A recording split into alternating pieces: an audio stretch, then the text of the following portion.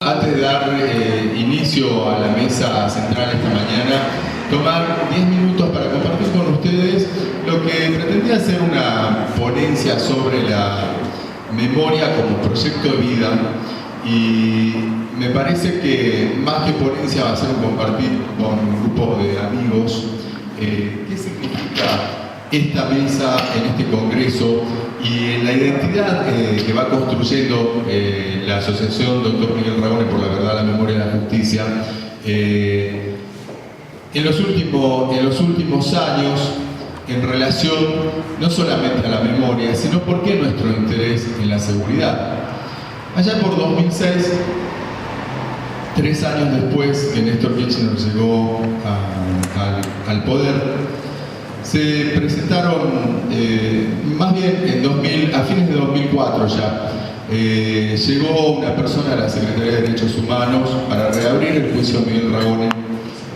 Me acuerdo que la convenció a mi mamá que tenía que declarar. Nosotros no teníamos absolutamente nada que ver con la vida política, estábamos realmente al margen de todo un proceso que comenzó tal vez allá por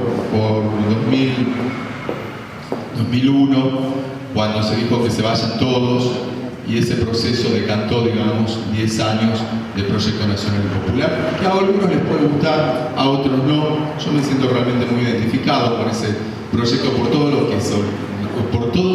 lo que produjo en la vida de la familia Ragone, por lo que nos devolvió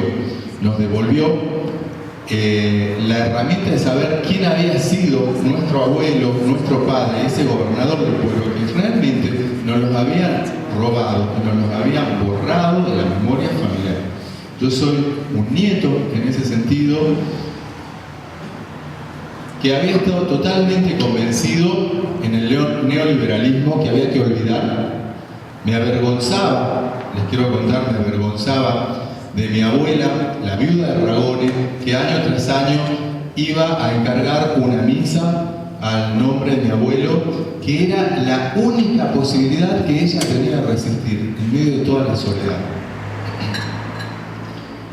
Cuando empezó todo este proceso, yo me acuerdo que trabajé muchísimo para convencer a mi familia que había que hablar, que había que participar. Años después empecé a trabajar en el Ministerio de Gobierno y empecé a escuchar los discursos de los grupos de derechos humanos, los discursos de los funcionarios políticos, los discursos de los legisladores, y me di cuenta que los grupos de derechos humanos eran una continuidad de las luchas políticas de los 70, y que la herramienta para esas luchas políticas era la capitalización que cada uno hacía del dolor, de la cantidad de familiares desaparecidos y de la sangre que corría por las venas. Como que si uno no tenía sangre, estaba fuera o un poco adentro del movimiento de derechos humanos. Empecé a ser crítico de ese movimiento y empecé ya en los procesos de juicio de lesa humanidad a encontrarme.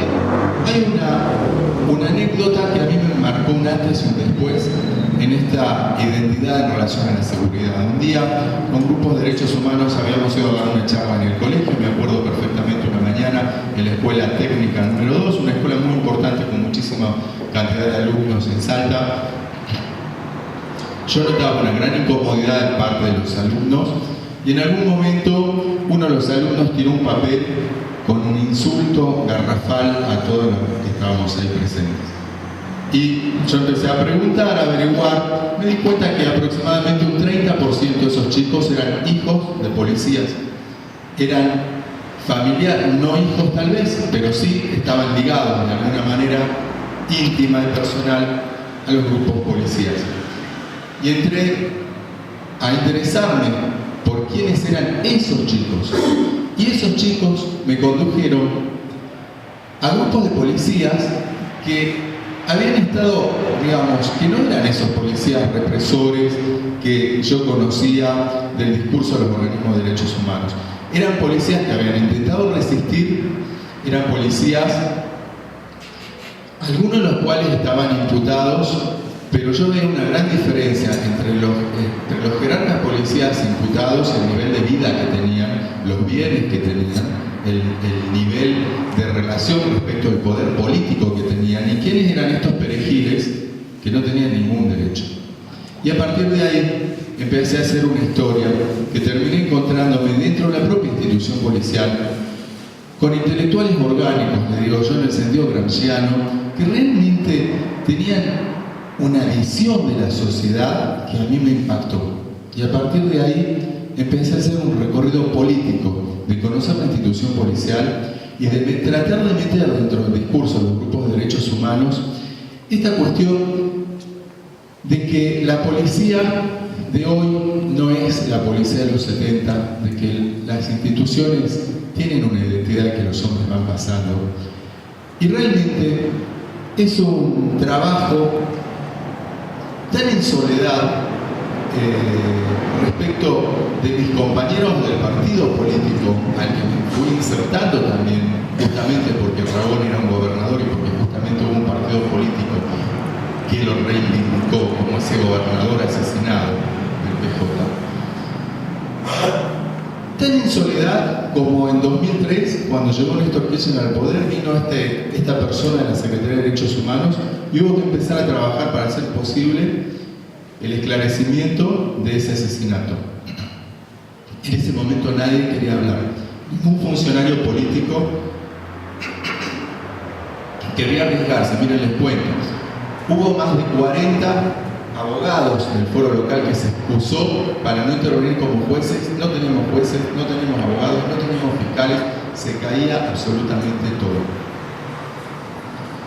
Yo siento que uno tendría que ser muy hipócrita para seguir transitando las filas del justicialismo. Ese justicialismo, el cual tuvo en sus bajas casi 30.000 desaparecidos en Salta, en Salta y en Argentina, y no mirar esas perejiles de base de esos chicos que estaban diciendo algo en ese volante esa mañana, cuando se destruyeron también las vidas de muchísimos policías. Y cuando hoy estamos insertos en un sistema que no cambió absolutamente para nada la visión que la conducción civil que mandó a asesinar también a Miguel Ragones dentro del Partido Justicialista y que echó mano a la policía para poder hacerlo, seríamos muy hipócritas de no empezar a mirar a los compañeros policías como sujetos de derechos humanos, porque si no, no podemos pedir nada. Y este es mi gran compromiso. Hoy, terminando las luchas por los juicios de esa humanidad, no porque se haya hecho toda la justicia, sino porque los represores se mueren y los familiares también se mueren. La continuidad de esas luchas en quienes nos hemos comprometido en estos temas está en trabajar por un Estado menos represivo, por un Estado con una democracia participativa más profunda. Y eso abre la puerta, por lo menos desde la identidad de la Asociación Miguel Ragones, por la verdad, la memoria y la justicia, a trabajar por la calidad de vida del personal policial que no es pensado por la conducción política como sujetos de derechos humanos, pero que al mismo tiempo todos y cada uno de mil maneras diferentes les exigen que respeten los derechos humanos. Así que muchas gracias por haber venido, por estar esta mañana debatiendo temas de la representatividad policial, de la mano del discurso de gente que ha trabajado con derechos humanos, de la memoria, del medio ambiente, de los derechos humanos para todos y para todas. Muchísimas gracias.